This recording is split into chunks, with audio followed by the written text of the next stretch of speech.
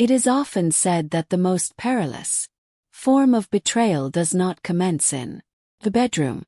It commences in the stillness, in the voids where another's voice ought to have resonated. Perceive your presence. I am known as Hannah. I am 39 years old. Spouse, a nurturing figure, a woman who once thought she could never embody that role. Yet the reality is I did not engage in an affair. I stepped into it, gently, gradually, as if easing into a soothing embrace after enduring the chill for far too long. Had shared my life with Mark for 14 years.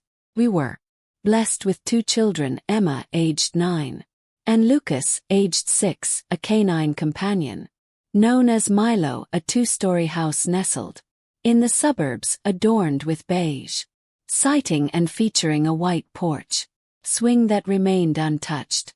Found myself in a state of contentment, at least not the sort of unhappiness that people often discuss. There shall be no abuse. Silence prevails, simply separation. Mark found himself engrossed in a whirlwind of activity, perpetually weary, perpetually gracious. Shared the same team, not lovers, not even acquaintances at times. Each day seemed to unfold in an endless cycle. I was powerless to escape. Containers of sustenance, the act of laundering, garments, provisions, invoices, grin, imagine, reiterate. It all began with Emma. After watching a video of a girl gracefully playing Claire de Lune, she implored me for lessons. Mark declined. It's beyond the budget. I agreed, because I wanted her to experience something beyond the mundane, because I required a deeper experience beyond the mundane rhythm of everyday life.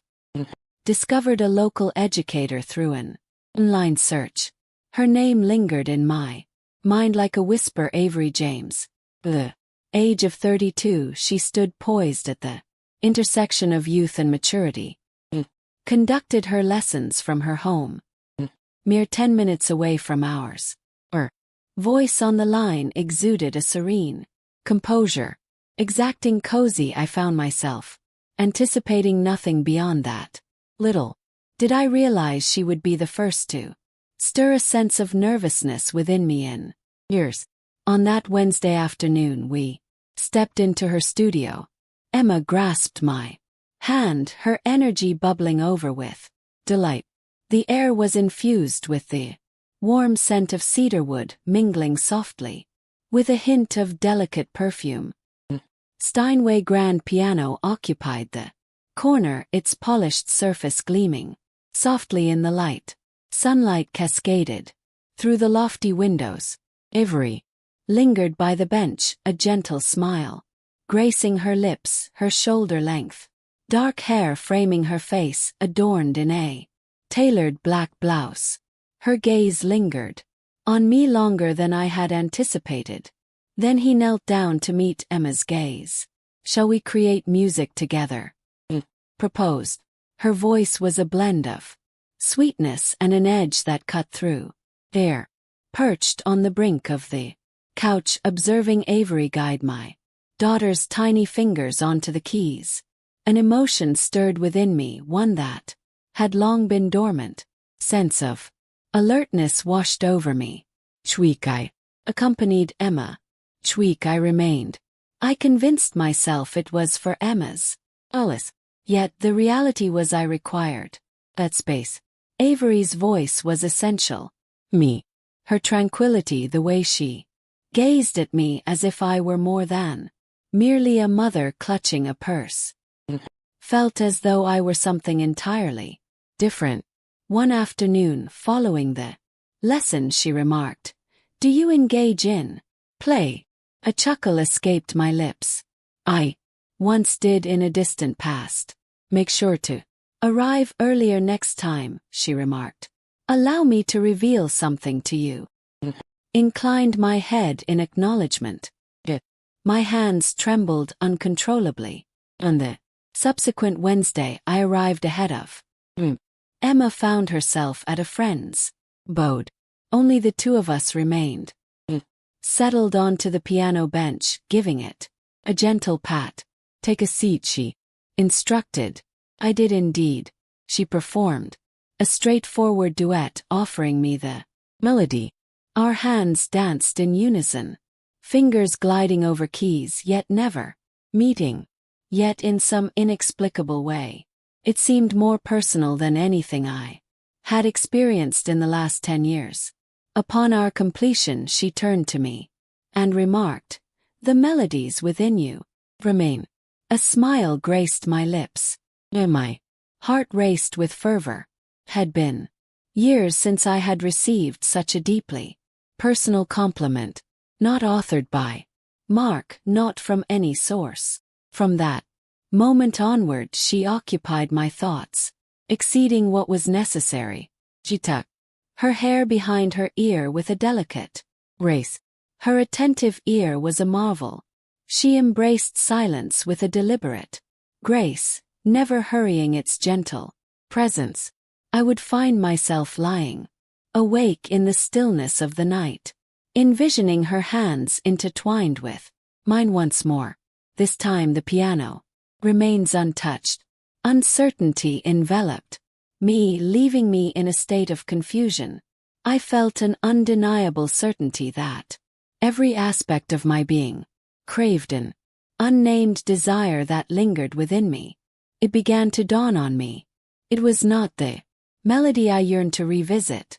As commenced the journey. Nothing has transpired thus far. There shall be no kisses. Truth prevails. Yet a shift had occurred. I had transformed, and within the depths of one's being, I was aware it was merely a question of time before the melody that connected us transformed into something altogether different. Affairs, in my view, are not mere accidents of fate. They were crafted piece by piece, a glance, a simple statement, a moment stretched beyond its intended length, and at times the individual who swings the door wide is you. On a Tuesday, the world unfolded in its usual rhythm. Emma was afflicted with the flu. I reached out to Avery to cancel. She remarked, "It's all right. Stop by regardless, just you." Her words slipped from her lips like a gentle whisper, as if she understood my need for it, as if she had been anticipating the instant I would find myself alone once more. There was a moment of uncertainty. I agreed. Upon my arrival, the curtains hung wide open. Piano remained undisturbed, yet her attire was far from the norm. There is no black blouse available, pants devoid of structure. She donned a relaxed gray sweater, unshod feet without any adornments, and she gazed exquisite, uncomplicated, captivating. She filled our glasses with wine, crimson fluid. Our conversation skirted around the subject of music. Our conversation drifted toward the subject of men, or former partners. "My partner in life," she uttered. "You seem like the kind of person who doesn't experience much physical affection." Found myself laughing uncontrollably, then too gently, then not in the slightest, for she was indeed correct. We relocated to the couch alongside one another, the gentle contact of knees. She spoke of closeness. How many individuals conflate intimacy with validation? What makes one feel more exposed in a conversation than within the confines of a bed? Confided in her that I felt unseen. I had folded myself into the role of a wife until the contours of my former self faded into obscurity. Her gaze lingered on me, stretching out in silence, then murmured, "I perceive your presence." She extended her hand. I tucked a loose strand of hair behind my ear. Yet I remained unyielding, remained steadfast, for the simple reason that I desired her. My desire for it was overwhelming. Neglected to experience any remorse or Hand brushed softly against my cheek, lingering in a moment suspended in time. Gentle, cozy as warmth follows a prolonged chill. And then she leaned in, her curiosity palpable. It lacked any sense of urgency. It lacked any semblance of violence. Pace was languid, calculated, as if she were allowing me a moment to reconsider my I declined to accept it. Her lips radiated warmth. Her fingers gently cradled the nape of my neck. I pressed my lips against hers in return. It transcended mere desire. The subject matter revolved around sorrow, and the subject of selection concerning the experience of perceiving a voice that speaks. Your existence holds significance. In silence we drifted apart. She gazed at me and spoke. Are you all right?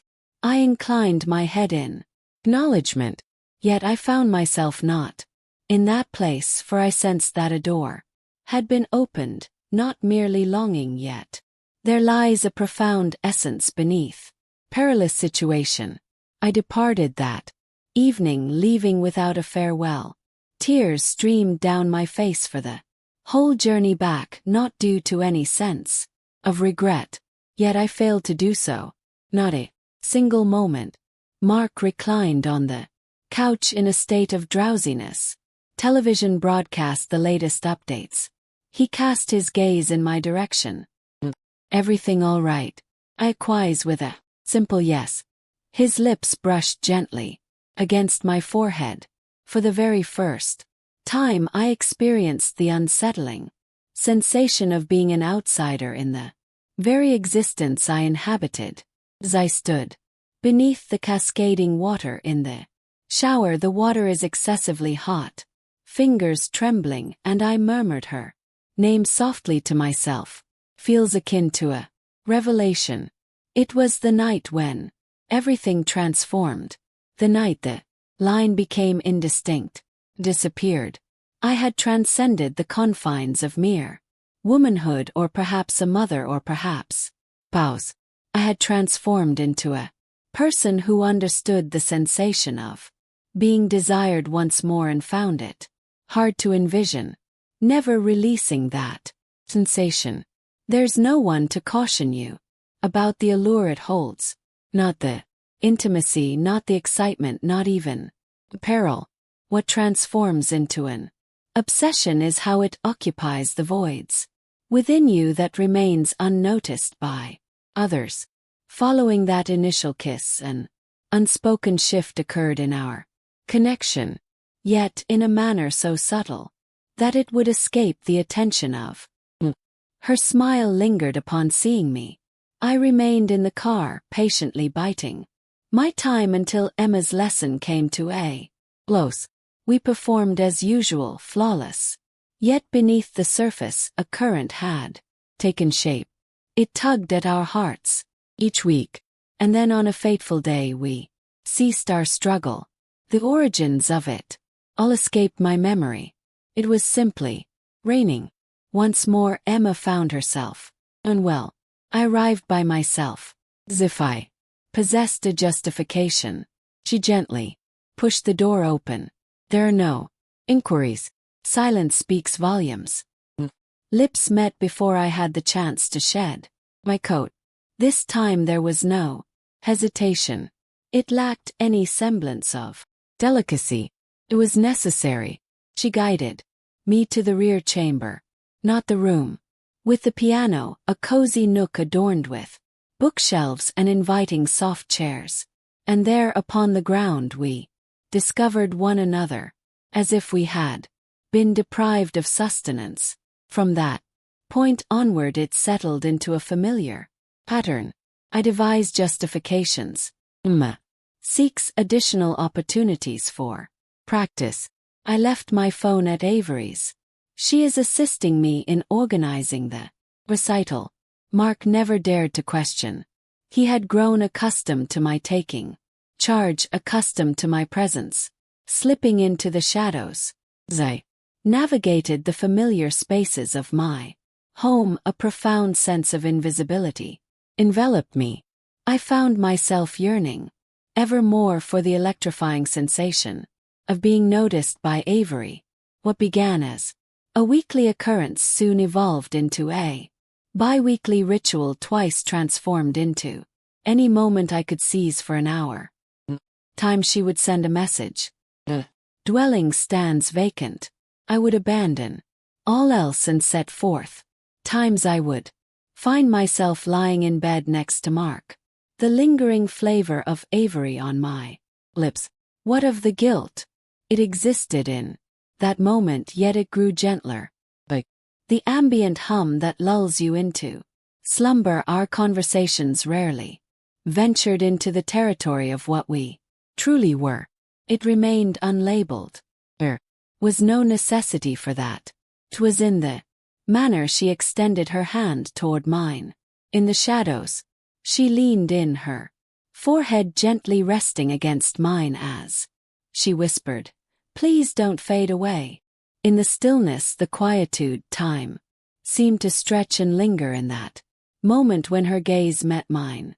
In her presence, I was more than merely a woman. I was desired. I existed within the confines of my abode. Life continued its relentless march forward. As academic performance, the outbursts of Lucas lists for groceries.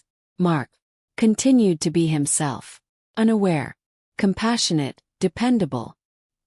He would lean in and press his lips to mine, bidding me good night, and I found myself pondering, how could he remain oblivious to it? How could he remain oblivious that my body had attuned itself to another's cadence? Particular evening, my phone was left resting on the kitchen counter, ascended the stairs to give the children their bath. Upon my return, Mark perched upon the stool, device cradled in my palm. He remained silent. I just inquired, "Who is AJ?" I stood still, caught in a moment of disbelief. My heart shattered. Wait, I was not truthful. Indeed I did. It was stated, "Avery James, Emma's teacher. We communicate regarding the arrangement of our schedules." Cast his gaze in my direction, extended, challenging. Then a nod followed and returned the phone. Yet there was an unmistakable depth in his gaze. But transformed, we found ourselves balancing delicately on a thin line, swaying to an unseen rhythm, and I was aware of it. Yet I found myself unable to cease. I had ceased to fall. Found myself submerged in the depths of the water with reckless abandon, with open arms, because nothing in my existence had ever resonated. This is real, even if it were a fabrication.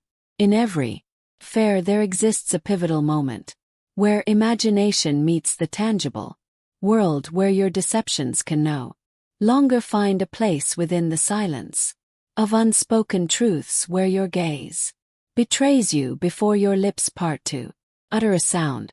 The moment arrived more swiftly than I had anticipated, and when it finally came, breathing felt like an elusive art, one I had yet to master.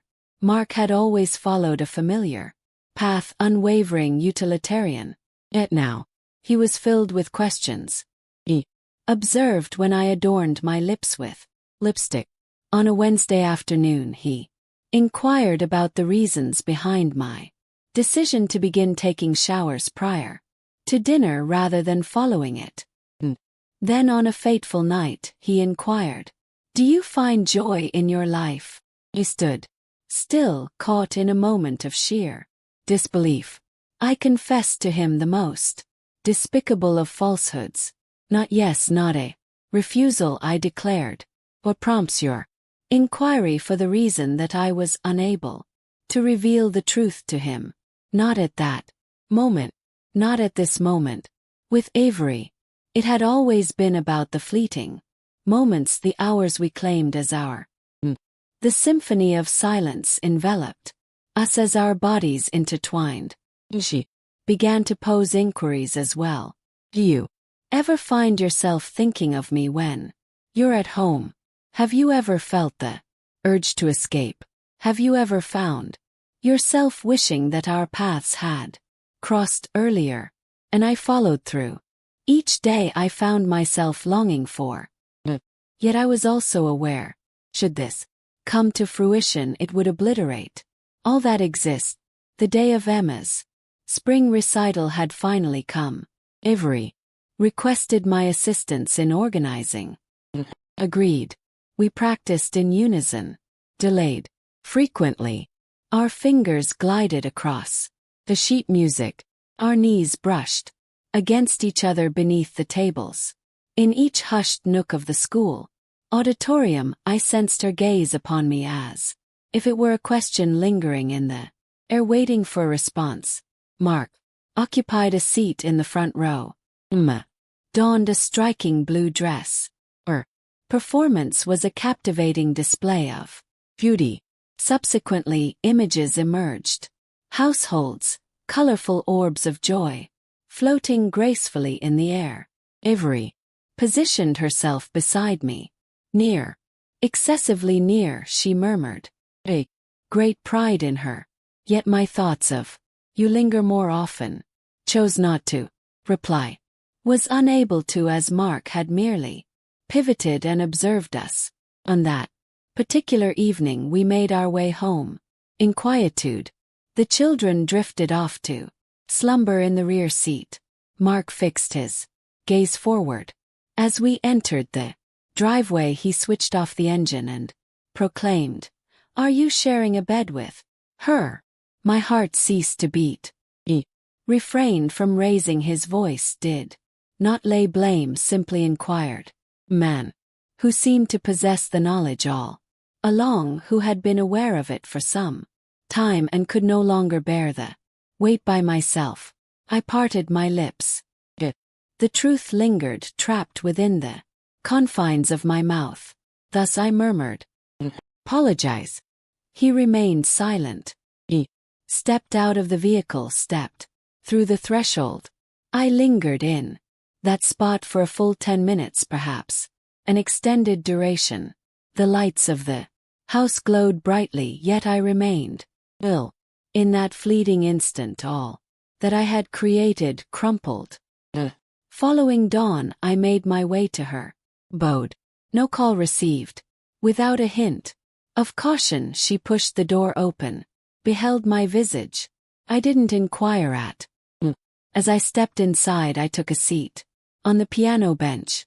She lingered just behind me. She encircled my shoulders with her arms. She rested her chin gently upon my head. In that fleeting instant, I allowed myself to entertain the thought that perhaps this, whatever this may be, might suffice. Yet beneath the surface, I was certain it wouldn't be. It is not meant for her. This isn't suited for my taste, not for the existence that awaited me. Affection and hurt can often appear indistinguishable. Times it is the very thing that stirs you from slumber, is likewise what rends you under. This moment, with each inhalation, I sense the fissure expanding, deepening between the person I once was and the person I could never return to being. There exists a fleeting instant. Once the affair is laid bare, once the words have been spoken, once the harm has been inflicted, where one simply remains in the quietude and inquires, what comes next? He refrained from slamming doors. He remained silent. He effortlessly gathered a bag. He pressed his hand gently against Lucas's hair, pressed my lips gently against Emma's forehead. As he stepped outside, he pivoted in my direction, his gaze imbued with a profound melancholy, and proclaimed, "May you discover what you seek." And then he vanished into thin 18 years of shared existence, completed in a single phrase. After a week had passed, Emma inquired, "Where is Daddy?" I conveyed to her. He required solitude. Her gaze met mine, And for a fleeting instant her face mirrored my own, far from the naive youth, yet the girl destined to blossom into a woman. Perhaps in the fullness of time allow her to make her own mistakes. I felt a deep urge to shield her from such harm. I felt compelled to caution her. How do you convey to your daughter that at times love endures? Does it simply grow weary of remaining unnoticed? I found myself at Avery's once more, not from a place of yearning, yet it was merely a matter of routine. She graciously invited me inside, ignited a candle's flame, caressed the keys with a gentle melody on the piano. We shared an intimate connection as two souls entwined, grasping tightly to the familiar as it teeters on the brink of conclusion. The excitement had faded away, merely sorrow. Subsequently I remarked, I can no longer continue to return here. She inclined her head in agreement. She was already aware. Were never truly mine, Hannah, she uttered. All you ever wanted was for someone to acknowledge your presence. Remained within the confines of the house. Mark settled into a new apartment on the other side of town. The children, alternate weekends, the routine, shattered. Each morning I awoke to the stillness I once longed for and now dreaded. I removed our messages, decided to unfollow her on Instagram, cleansed the fragrance of her lotion from the pillowcases, yet regardless of the fervor with which I scrubbed, she lingered in my thoughts, refusing to fade away. On a quiet evening I penned a letter, not addressed to Mark, not for Avery, for my own reflection, the woman I once was. I expressed my apologies to her. I apologize for rendering her so unseen that she needed to set fire to it, all merely to experience warmth once more. I expressed to her how much I longed for her presence, a woman who held steadfast to the power of trust, the quiet pleasures of life, in loyalty that required no evidence. With a gentle motion I folded the letter, placed it within the confines of a drawer, and abandoned it in that place. Just a gentle nudge of the person I never wish to be again. This is not a tale of romance. It is not a tragedy either. Serves as a lesson. That which is observed, it is not worth sacrificing. Your true self. That yearning isn't always affection. Yet love alone may not suffice. The most excruciating truths are the narratives we weave within our minds. Long after silence has enveloped the room, a marriage has slipped through my fingers, a friendship has slipped away from me. For a fleeting moment I have become unmed from my own essence. Yet I am rediscovering her once more. Gradually, softly, to be frank,